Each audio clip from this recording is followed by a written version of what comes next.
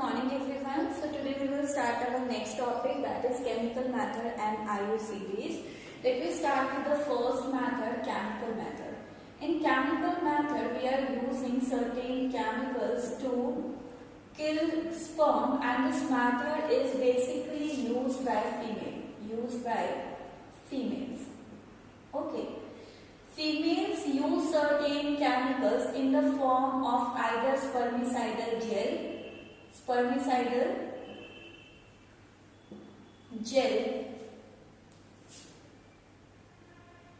or creams. And these spermicidal gel or creams,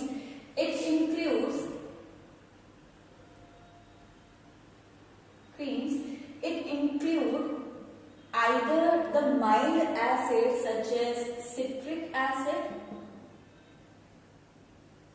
lactic acid, or we can say potassium permanganate, zinc sulphate. और ये आपके जो acid होते हैं ये वजाइना की एसिडिक कंडीशन को क्या करते हैं, एनहांस करते हैं। As a enhance this condition, तो आपको पता है जो एसिडिक कंडीशन होती है ये क्या करती है, ये किल करती है स्पर्म को। तो यहाँ पर ऐसे जेलीज और क्रीम का यूज किया जाता है जो फर्दर वजाइना की एसिडिक कंडीशन को एनहांस करे, जिसकी वजह से स्पर्म क्या हो जाते हैं, किल हो जाते हैं। और the sponges are use, sponge are actually foam like structure.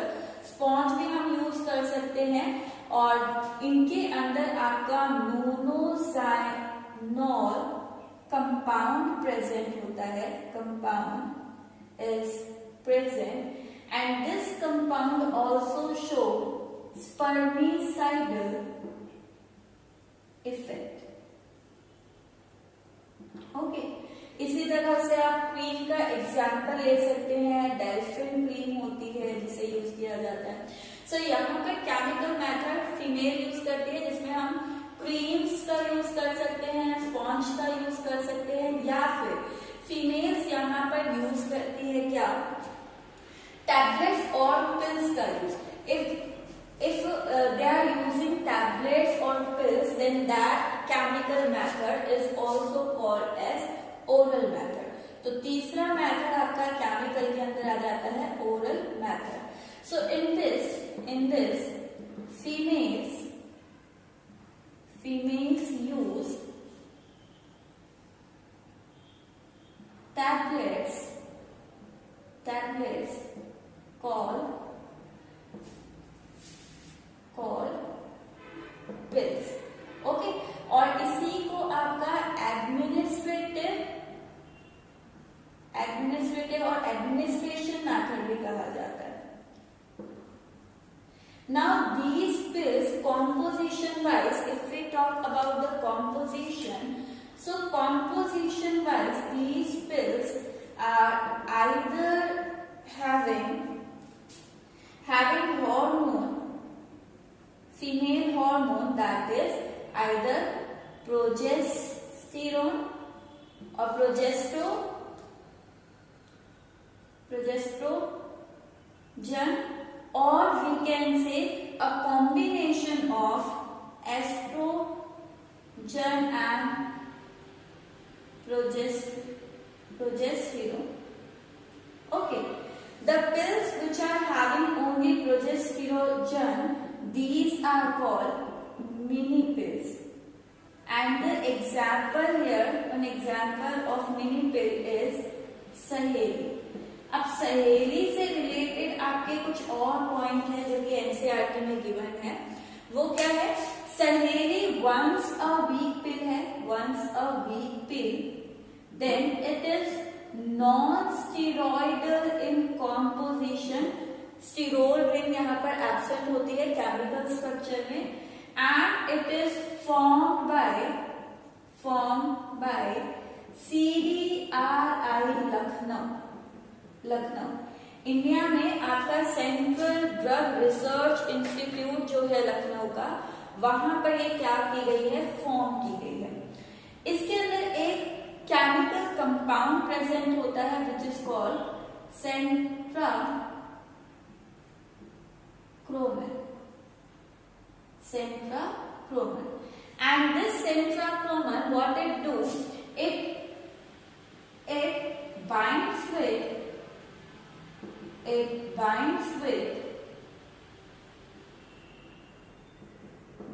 with estrogen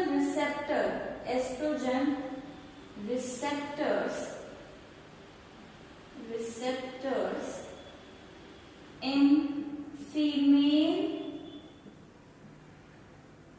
uterus and blocks them. ठीक है. तो सेंट्राक्रोमन एक्चुअली क्या करता है, जो फीमेल यूट्रस है, अज्यूम कर लीजिए यूट्रस है और इस यूट्रस पर आपकी एस्ट्रोजन बाइंडिंग साइट्स होती है, ये एस्ट्रोजन बाइंडिंग साइट होती है.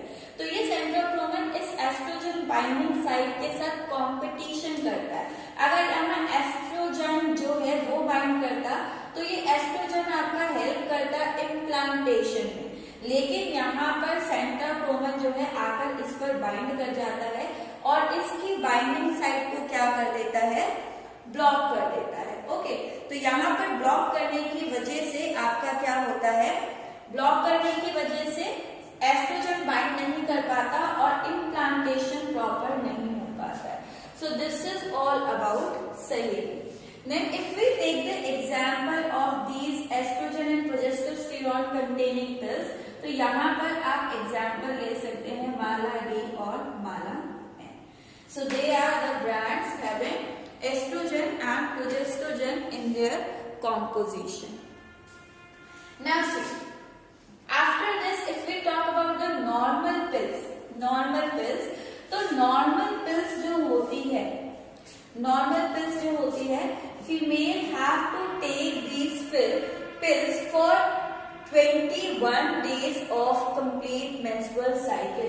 सो female have to take these pills for 21 days starting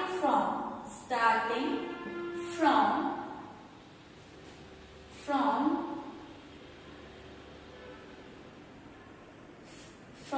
first, or we can say starting from around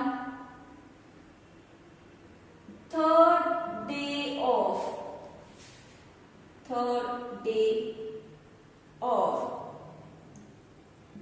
menstrual period.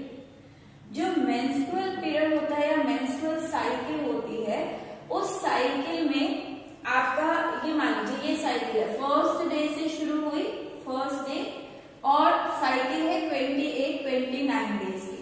तो यहाँ पर फीमेल को 21 दिनों तक लगातार टैबलेट लेनी पड़ती है. वो ये टैबलेट्स को आपका स्किप कर सकती है 7 डेज के लिए, और वो 7 डेज आपके जो हैं वो आते हैं कौन से, with in this menstrual flow. जिस टाइम पर मेंस्ट्रुअल फ्लो हो रहा है, मेंसेस हो रहा है, तो इस टाइम पर क्या है, लास्ट वीक का एट बॉडी से रिलीज हो रहा है. तो यहाँ पर इस टाइम पर आपको पिल्स की रिक्वायरमेंट नहीं है. तो जो मेंस्ट्रुअल फ्लो है उसके थर्ड फोर्थ डे इन्हीं डेज से स्टार्ट कर आपको नेक्स्ट 21 डेज तक लगातार इन पिल्स का क्या करना पड़ता है, कंजप्शन. बाकी आप यहाँ पर बचे हुए दिन पर क्या कर सकते हो, इन पिल्स को स्किप कर सकते हो. तो 21 दिनों तक लेनी है और शुरू कब से करनी है, आपके मेंस्ट्रुअल फ्लो के फर्स्ट आपके 2 या 3 डेज के बाद आपको ये शुरू कर देनी है. ठीक है. Now see this contraceptive method और the oral method it work on 3 principle. ये वर्क करता है किस पर, 3 प्रिंसिपल पर. और वो प्रिंसिपल क्या है, आइदर इट prevent ovulation और implantation. जैसे हमने बात की, जो आपके सेंट्राक्रोमन है, which is a compound present in Saheli, वो क्या कर रहा है, इम्प्लांटेशन नहीं होने दे रहा है.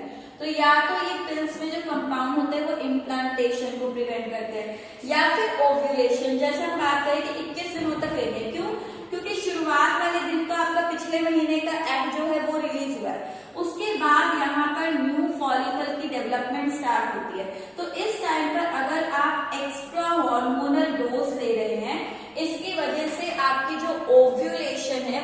हो जाएगी, हिंडर हो जाएगी, यानी कि आपका एग प्रॉपर टाइम पर फॉर्म नहीं हो पाएगा. सो इट प्रिवेंट ओव्यूलेशन और implantation.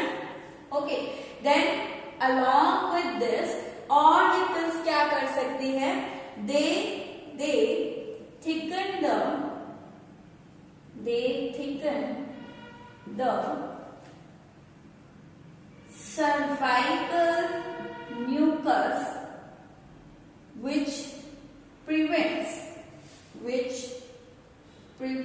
the entry of sperm. Cervical mucus को, like this is the cervix of female. So this is the cervix of female. और यहाँ पर cervix mucus जो है वो इतना ज्यादा थिक हो जाता है कि स्पर्म जो है वो फीमेल फ्लैट के अंदर एंटर नहीं हो पाता है. So in this way these pill affect or act on the female body. Okay. Now coming to the next method. The next method is IUCD.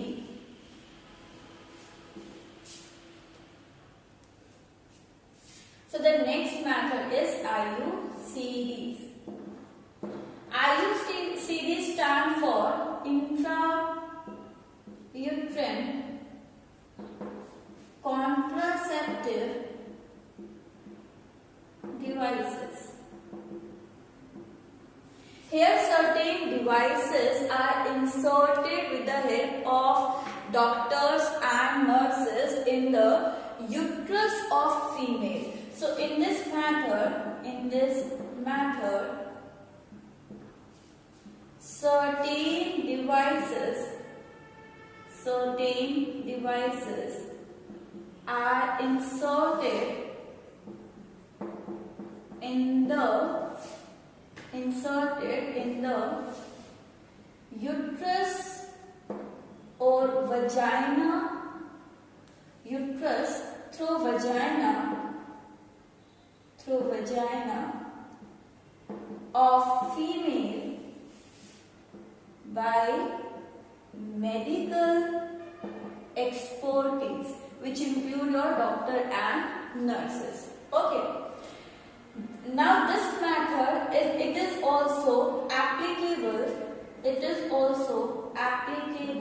for females only, and it is considered as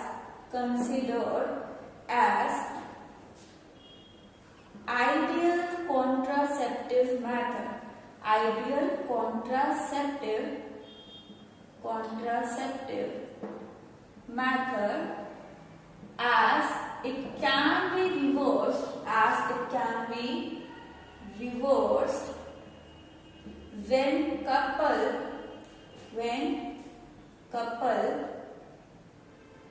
want to have a child in future or wants to space child.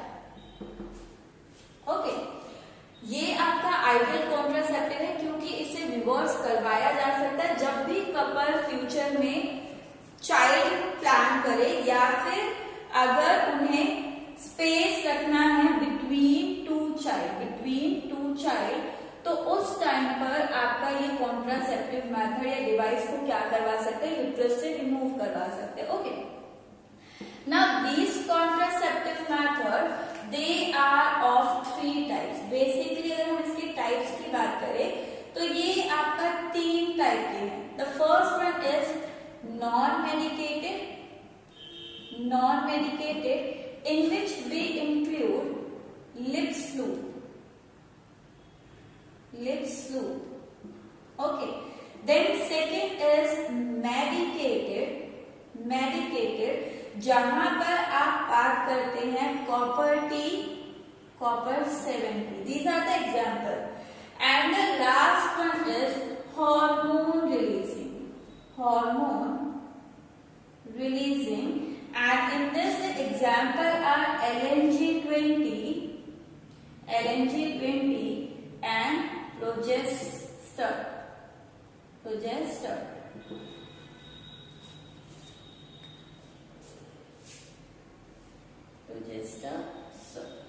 Okay, so these are the types of IUDs और contraceptive method. Non medicated हम उन्हें कहते हैं जहां पर कोई भी chemical release ना हुआ हो, कॉपर टी के अंदर आपका क्या होता है, केमिकल रिलीज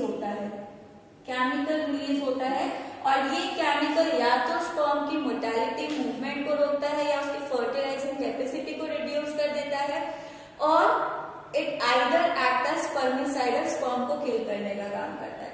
हार्मोन रिलीजिंग, जैसे कि पता ही चल रहा है, हार्मोन रिलीजिंग के अंदर आपका क्या है, हार्मोन सिक्रीट हो रहे हैं और ये हार्मोन आपका क्या करते हैं, ये इम्बैलेंस कॉज करते हैं फीमेल यूट्रस में और वहां पर इम्प्लांटेशन को प्रॉपर हेल्प नहीं होने देते। सो अगर हार्मोन रिलीजिंग का प्रिंसिपल की बात करें, प्रिंसिपल बात कर लेते हैं सबकी, इसके प्रिंसिपल की बात करें तो it makes uterus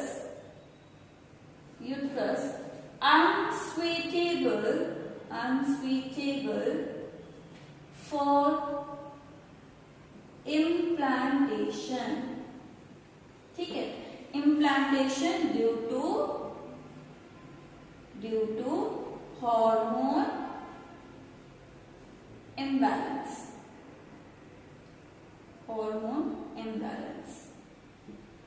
okay, note में एक और बात नोट कर लेते हैं, this LNG here, LNG stand for levonorgestrel and it is also known as Mirena-pill. Okay, so LNG20 को क्या कहा जाता है, L से लीवेन, N से नॉर, G से गेस्ट्रोल, लेवोनोर्गेस्ट्रोल है इसकी फुल फॉर्म और इसको मिफ्रिन के नाम से, एक मिनट, इसको आपका मिरेना के नाम से भी जाना जाता है, Mirena. Okay, Mirena is the other name of LNG. Now coming to the principle of this medicated IUDs. ये मेडिकेटेड आपका किस प्रिंसिपल पे वर्क करते हैं, यानी ये कर क्या रहे हैं, so they actually releases copper ion which decreases the sperm motility and its fertilizing capacity.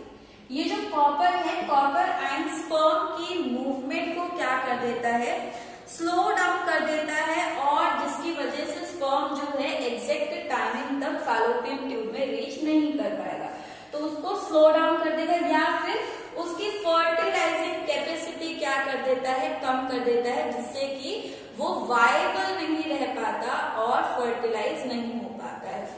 These copper they also thicken the cervix mucus. Cervix mucus जो है उसको भी थिक करता है, उसकी क्वालिटी को भी चेंज कर देता है और इसकी वजह से क्या हो जाता है, स्पर्म की एंट्री रिस्ट्रिक्ट हो जाती है, तो prevent sperm entry.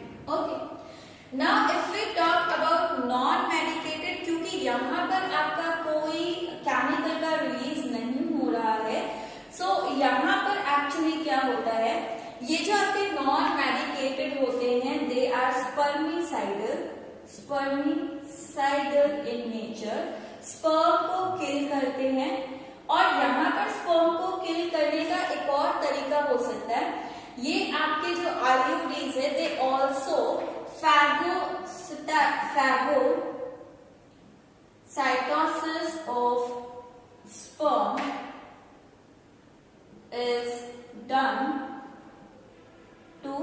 Kill them, यानी कि स्पर्म एंगल्फिंग जो है जिसकी वजह से आपका स्पर्म सर्वाइव नहीं कर पाता, तो ये सिंपली स्पर्म को एंगल्फ कर सकते हैं। ठीक है, ये आपके जो नॉन मेडिकेटेड लूप्स होती हैं कई बार आपका क्या करती है, कुछ स्टेराइल इंफ्लेमेटरी रिस्पॉन्सेस जनरेट करती है, तो दे ऑल्सो शो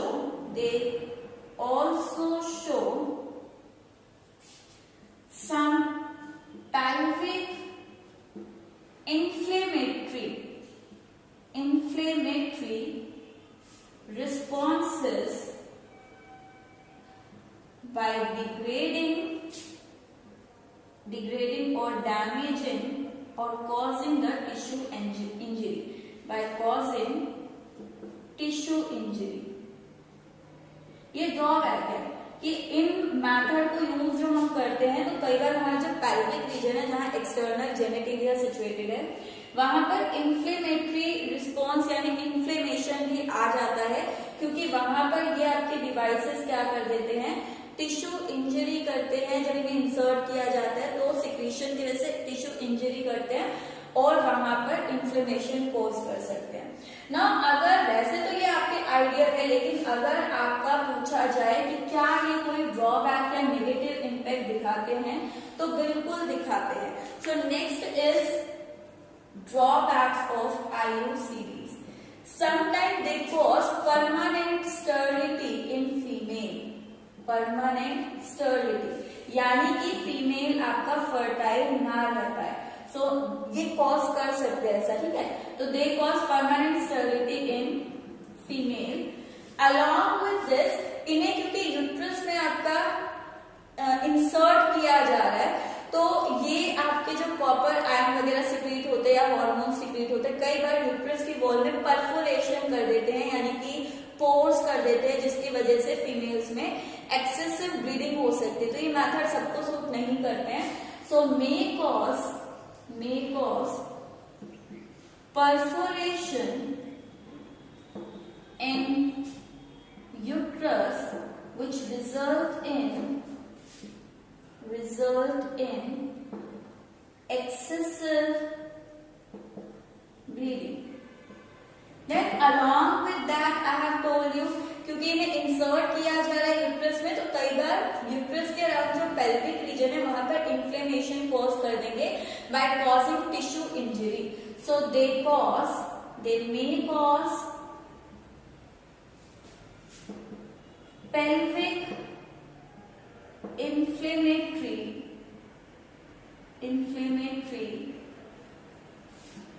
disorders।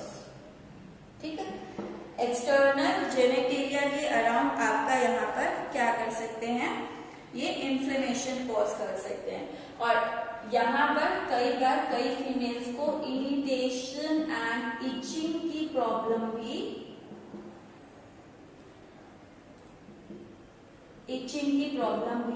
हो सकती है with pain. So these are the drawback of using IUCDs. Okay. So this is all for today. Thank you.